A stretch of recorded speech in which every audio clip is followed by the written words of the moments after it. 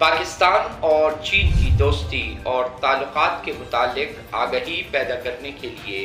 27 نومبر کو ڈاکٹر سید محبوب کی قیادت میں کراچی پبلک اسکول کے طلباء و طالبات نے چینی قونصلیٹ کا دورہ کیا۔ طلباء و طالبات کے وفد کا چین کے قونصل جنرل مسٹر ینگ یون ڈونگ نے بھرپور اور پرتواق استقبال کیا۔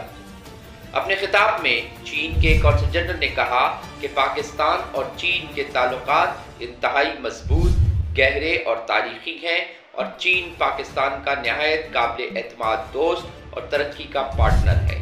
انہوں نے ڈاکٹر سید محبوب کی کاوشوں کو سراہا اور کہا کہ ان کی کوششیں قابل قدر ہیں۔ انہوں نے دی نیوز لارک اور جاوید ملک کا بھی شکریہ ادا کیا جنہوں نے اس وفد کی آمد میں تعاون کیا۔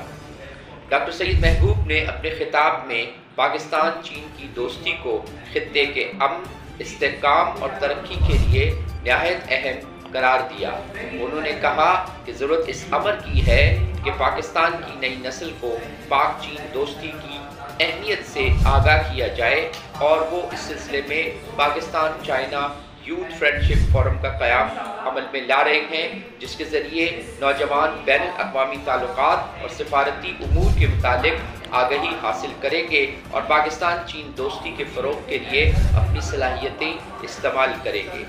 اس موقع پر کراچی پبلک اسکول کی طالبات قرت شہزاد، عظمیٰ سلیم، علینا بلال، عریشہ، ہبہ اور زینب نے اس دورے کو تاریخی قرار دیا اور اس عزم کا اظہار کیا کہ وہ پاکستان اور چین کے تعلقات کے فروغ کے لیے کام کرے گی۔ انہوں نے چین کے قونصل جنرل اور ڈاکٹر سید محبوب کا شکریہ ادا کیا جنہوں نے اس دورے کو ممکن بنایا۔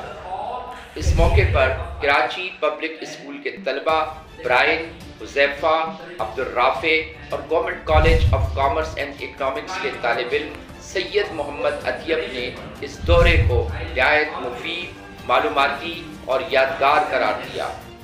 مسٹر شی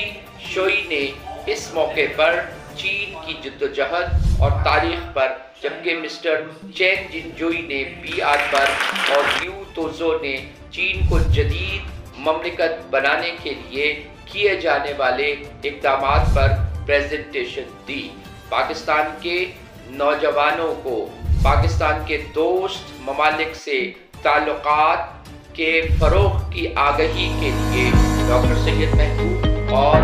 نیوز لارک کی یہ کوشش نہایت مفید اور کارآمد ہے اور اس کا سلسلہ جاری رہنا چاہیے۔